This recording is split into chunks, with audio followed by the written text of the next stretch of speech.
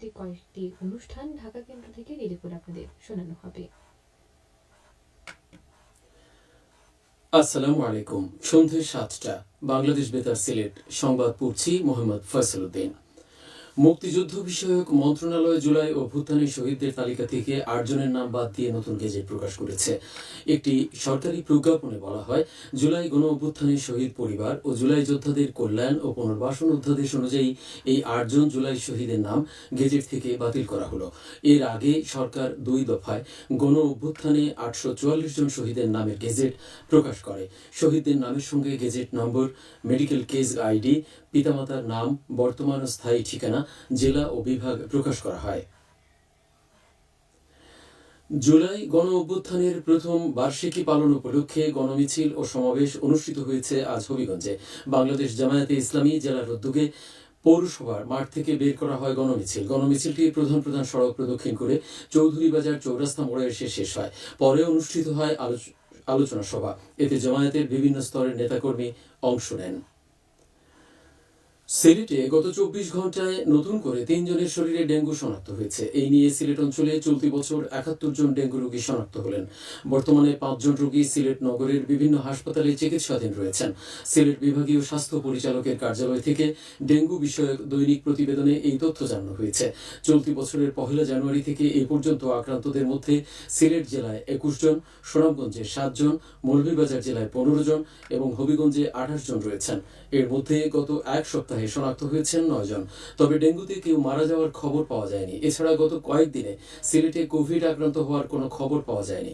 স্বাস্থ্য অধিদপ্তরের দৈনিক প্রতিবেদন অনুযায়ী চলতি বছর ৩০ জনের কোভিড ধরা পড়েছে। এর মধ্যে মারা গেছেন ৩ জন, অন্যরা সবাই সুস্থ হয়ে বাড়ি ফিরেছেন।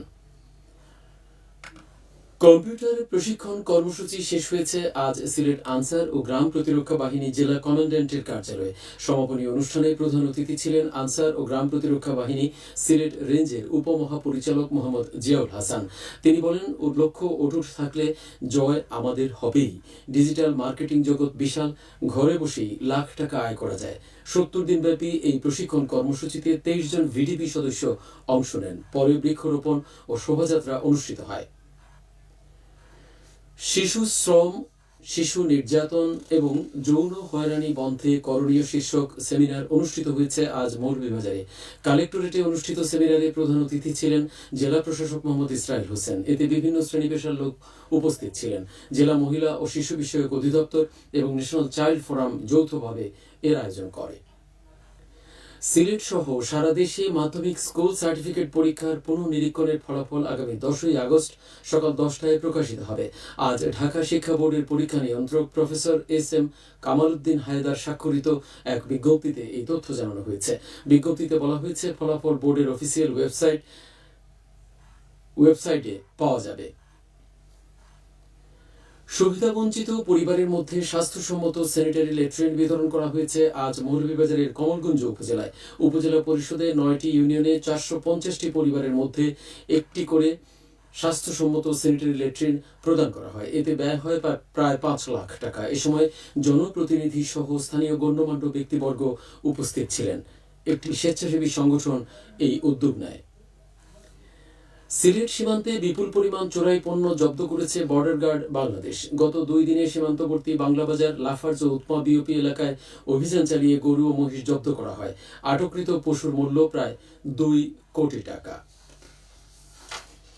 মিয়ানমারে অনুষ্ঠিত এএফসি এশিয়া কাপ বাছাই পর্বে দুর্দান্ত পারফরম্যান্সের পুরস্কার পেল বাংলাদেশ নারী ফুটবল দল। আজ প্রকাশিত ফিফার সর্বশেষ হালনাগাদ নারী র্যাঙ্কিংয়ে বাংলাদেশ ২৪ ধাপ এগিয়ে উঠে এসেছে ১০৪তম স্থানে। বর্তমানে বাংলাদেশের রেটিং পয়েন্ট দাঁড়িয়েছে ১১৭৯.৮৭। ফিফা জানিয়েছে, এবারের র্যাঙ্কিংয়ে সবচেয়ে বেশি উন্নতি করা দল বাংলাদেশ। সবশেষে আবহাওয়া। রাত ১টা পর্যন্ত পূর্বাভাসে বলা হয়েছে, সিলেট সহ পার্শ্ববর্তী এলাকায় আজ কোনো সতর্কবাণী নেই এবং কোনো সংকেতও দেখাতে হবে না। আজ সিলেটের সর্বোচ্চ তাপমাত্রা ছিল ২৮.১ ডিগ্রি এবং সর্বনিম্ন ২৫ ডিগ্রি সেলসিয়াস। বাতাসে আর্দ্রতা ছিল সকালে ৯৩ এবং সন্ধ্যায় ৯২%। আগামীকাল সিলেটের সূর্যোদয় হবে ৫টা ২৩ মিনিটে এবং অস্ত যাবে ৬টা ৩২ মিনিটে। সংবাদ শেষ হলো। পরবর্তী স্থানীয় সংবাদ প্রচারিত হবে আগামীকাল ৮টা ১০ মিনিটে।